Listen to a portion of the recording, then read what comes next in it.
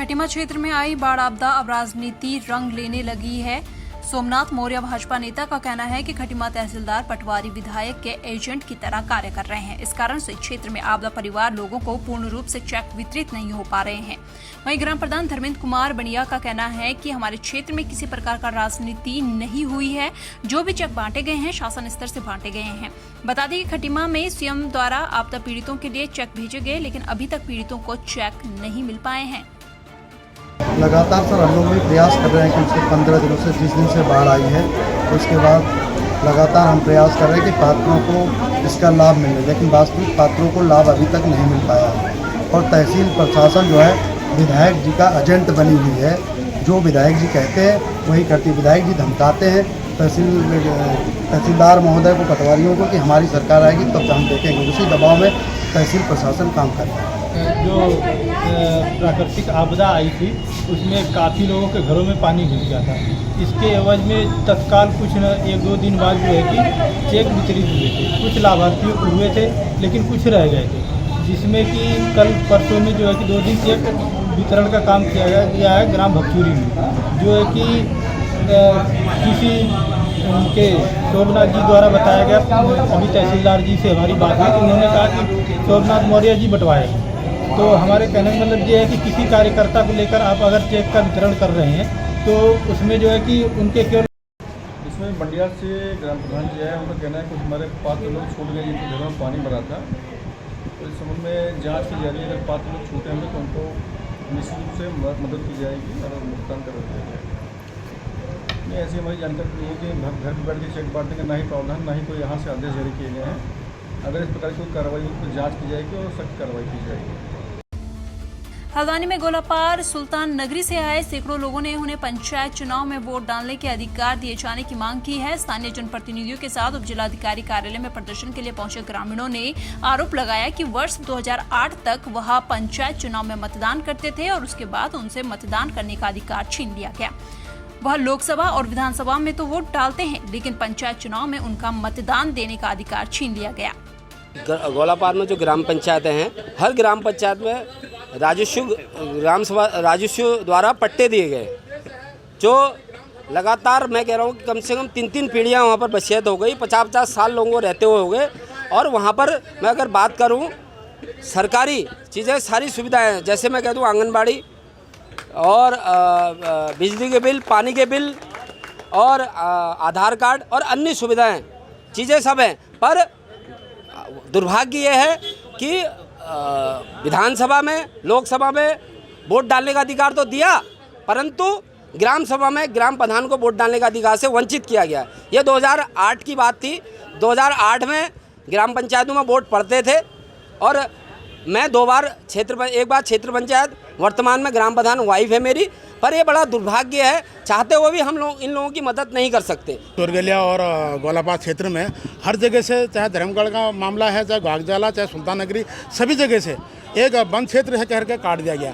जिसमें कि इससे पहले पूर्व में हम लोग लगातार 2014 तक हम लोग वोट डालने का अधिकार था। हम लोग जनप्रतिनिधि लोग चुने गए थे और हमारा जो सुल्तान नगरी है इसमें 14 में ही कटे थे। 8 में यहाँ भी चुनाव लड़ा थे लोगों ने और जनप्रतिनिधि बने थे।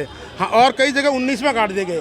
तो लगातार ये इस तरीके से जो लोगों को वंचित किया गया उसका हम जोर पर विरोध करते हैं और ये मांग करते हैं कि हमें भी 2024 का जो चुनाव है तो इसमें हमें वोट डालने का अधिकार मिलना चाहिए। क्योंकि मेन जो है वोट डालने का जो अधिकार है, जो तीर्थी पंचायत चुनाव है, इसी को लेकर के हमारा जो लोगों का दुख दर्द है इसी से देखा जाता है कि ग्राम प्रधान और ब्रिटिश मेंबर और क्या कहते हैं हमारे जो जिला पंचायत जो एरिया आती है तो विकास कार्य किए जाते हैं, उसी मत से देते हैं। चाहे वो सांसद हो, चाहे वो विधायक हो, उसी मत में डालते हैं। यानी कि जो कार्यदायी संस्था होती है ब्लॉक या जिला पंचायत, उन ब्लॉक द्वारा हमारा काम नहीं होते हैं। बांग्लादेश में तख्तापलट के बाद भी हिंदुओं पर हो रहे अत्याचार का विरोध लालकुआं के हल्दूचौड़ में देखने को मिला। देवभूमि व्यापार मंडल के नेतृत्व में सैकड़ों लोगों ने हल्दूचौड़ मुख्य चौराहे पर बांग्लादेश में हिंसा फैला रहे लोगों का विरोध करते हुए पुतला फूंका। इस दौरान आक्रोशित व्यापारियों ने कट्टरपंथी के खिलाफ नारेबाजी करते हुए जमकर प्रदर्शन भी किया। साथ ही भारत की नरेंद्र मोदी सरकार से हस्तक्षेप कर बांग्लादेश में रह रहे हिंदुओं को सुरक्षा मुहैया कराने की मांग की है। बहुत ही दुर्भाग्यपूर्ण घटना पूरे विश्व के अंदर घट रही हैं। जिस हिसाब से जिहादी मानसिकता पूरे विश्व पर हावी है, विश्व का परिसमन चेंज होने जा रहा है, परिस्थितियाँ बदल रही हैं। तो इसमें मैं भारत सरकार से मुख्य रूप से मांग करता हूँ, इसमें सख्त से सख्त कार्रवाई करें, सख्त कदम उठाएं और जरूरत पड़ती हो तो बांग्लादेश के अंदर प्रवेश करके वहाँ पर कोई स्थिति को कंट्रोल में लें। वहाँ पर हो रहे सनातनियों हिंदुओं पर जो अत्याचार हो रहा है, इसको तुरंत अपने पावर बल से बंद करवाएं, अपने शक्ति बल से बंद करवाएं। बांग्लादेश में इस्लामिक कट्टरपंथी जो हिंदुओं का नरसंहार हुआ है, उसके विरोध में आज जो देखो सेवा मंडल हड़ताल किया गया, जिसमें हड़ताल के सभी व्यापारी सम्मिलित हुए। हमारा यही है कि सभी हिंदुओं को जागरूक करना है। माहौल देखिए ऐसा हो रहा है, पूरे वर्ल्ड में देखिए क्या चल रहा है, क्या हो रहा है। कट्टरपंथी बहुत ही भीड़ के रूप में आ रहे हैं, 30,000 40,000 50,000 लोग इकट्ठा हो गए, अटैक कर दे रहे हैं। हमारा उद्देश्य है कि सब हिंदू भाई बहनों को जागरूक करना है, खड़े हुए एक हुई है, एक हो जाए। केंद्र सरकार ने नरेंद्र मोदी से हमारी यही मांगे कि बांग्लादेश मामले में इंटरफेयर किया जाए, जो हमारे हिंदू भाई बहन वहाँ फंसे पड़े हैं उनको इंडिया में छोड़ दिया जाए। कहाँ जाएगा हिंदू आदमी, भारत में आएगा। पहले तो आप सभी का धन्यवाद। ये बहुत दयनीय घटना है। देखिए, अगर वहाँ की गवर्नमेंट की कोई अगर दिक्कत थी तो उनने उनका तख्ता पलट कर दिया था और जिससे गवर्नमेंट भी बाहर हो गई थी। तो उसके बाद जो भी तख्ता पलट सरकार का हुआ तो उसके बाद हिंदुओं का उसमें कोई कसूर नहीं है। जो हमारे हिंदू भाई बहनों पर आए दिन उनके साथ उनका मार पीट, उनको मारना, उन पर जो अत्याचार हो रहा है, हमारी बहनों के साथ जो बलात्कार हुए, कई वीडियो ऐसी आ रही हैं जो देखी नहीं जा रही है, इतनी दयनीय है। तो उसमें उन हमारे हिंदू भाई बहनों का या हमारे हिंदू देव स्थानों का जो हमारी मूर्तियाँ, माताओं की मूर्तियाँ, मंदिर हमारे तोड़े गए, उनमें उनकी क्या गलती थी? जो आपको सरकार गवर्नमेंट को आपने बदलना था उसको बदल दिया, तो उसमें हमारे हिंदू भाई बहनों का कोई कसूर नहीं है। और दूसरा, हमारी भारत सरकार से भी और अपने राज्य के उत्तराखंड के मुख्यमंत्री अपने धामी जी से भी निवेदन है, हमारे वहाँ रह रहे बांग्लादेशी भाई बहनों पर, जो बांग्लादेश में हमारे हिंदू भाई बहन रहते हैं, उनके लिए जो भी हो सके वो गवर्नमेंट ने, सरकार ने, केंद्र ने भी और राज्य ने भी करना चाहिए और हर राज्य ने करना चाहिए।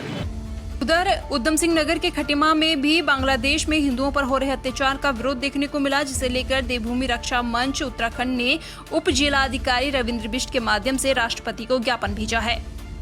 काफ़ी लोग यहाँ पर आए थे जो अभी बांग्लादेश में मिलिट्री कू है उसके और जो हिंदुओं के जो और उनका अत्याचार किए जा रहे हैं उनके खिलाफ उन्होंने प्रदर्शन भी किया और उनको एक ज्ञापन दिया, ज्ञापन उचित माध्यम से पहुँचा।